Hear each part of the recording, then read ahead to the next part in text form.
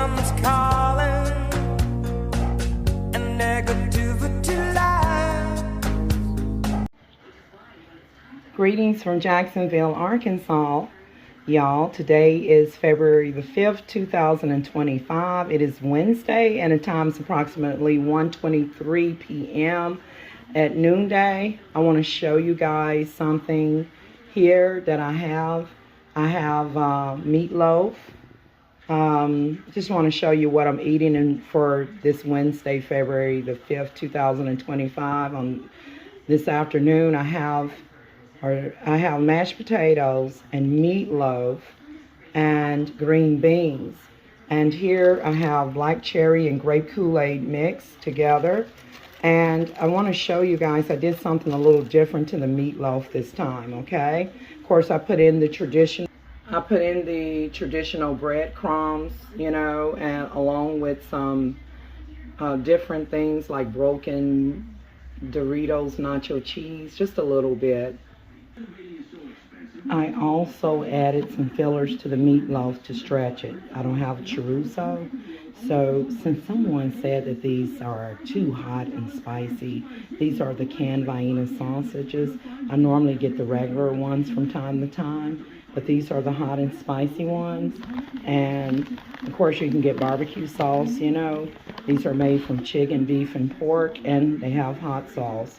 So what I did was I took 2 of these Armored Vienna sausage hot and spicy can of Viennas, and see if I can get any product information. They're a Conagra brand product from Chicago, Illinois. All right, so these are canned. This is a canned meat product, and I put it inside of the meatloaf. So I'm going to show you just like the texture here. You can see where some of the broken Doritos are in there. The pink part of the meat, that's not like undercooked ground beef. That's actually some of the Vienna sausages. I know you may think that it's crazy to, you know, that it shouldn't be in a meatloaf, but really you can put anything in a meatloaf. Also put a little bit of grated cheddar cheese in the meatloaf. That's what Cracker Barrel does. And it's, you know, cheese is optional. You don't have to put it in there. And it's topped with ketchup. And I did put in like, you know, like beef bouillon. I season it with beef powdered bouillon Noor seasoning. Because the eggs are not fresh, I use open up a fresh jar of mayonnaise and put mayonnaise in the meatloaf instead of eggs.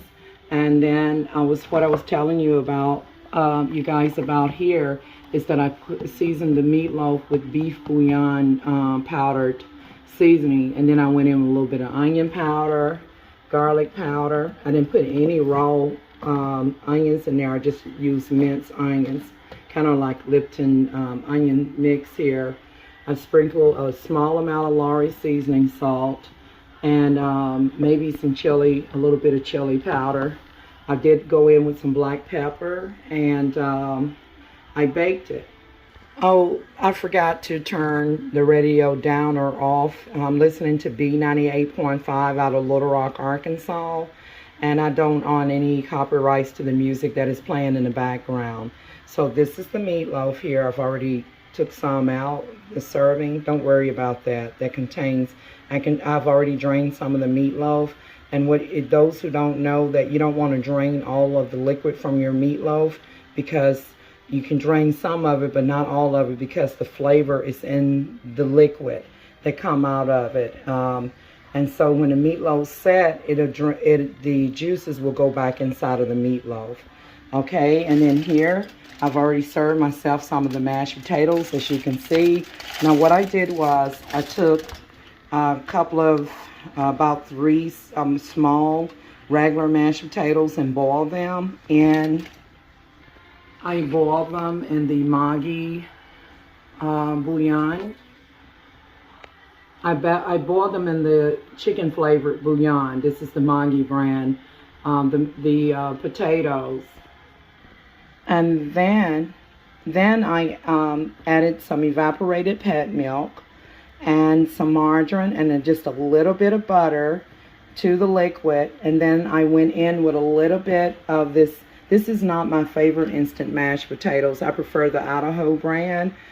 This one requires you to add milk and butter and sometimes a little salt, which I already had salt from the bouillon.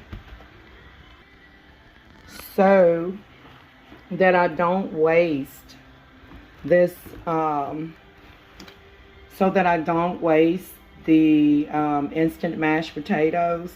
So what I did was I took real potatoes and boiled them first, again in the chicken broth, the powdered kind, and then when they were soft, I added some pet milk or evaporated store brand milk, margarine and butter. I'm just recapping what I said.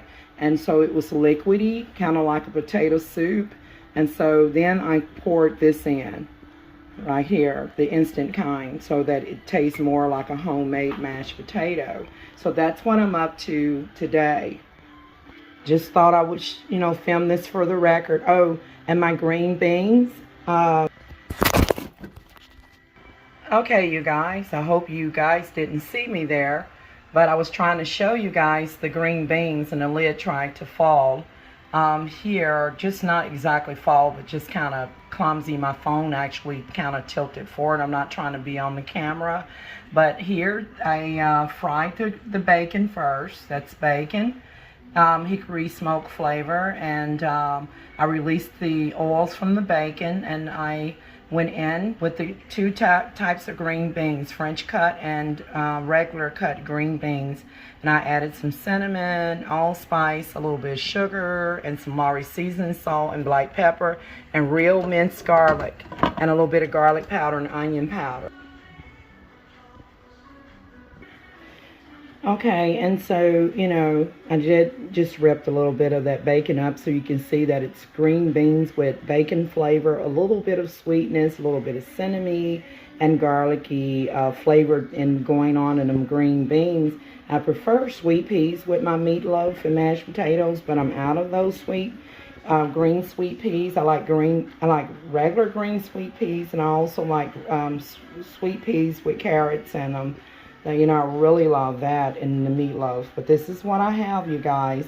And with that note, I'm out. I'm getting ready to eat. Just thought I would share with you guys what I am having.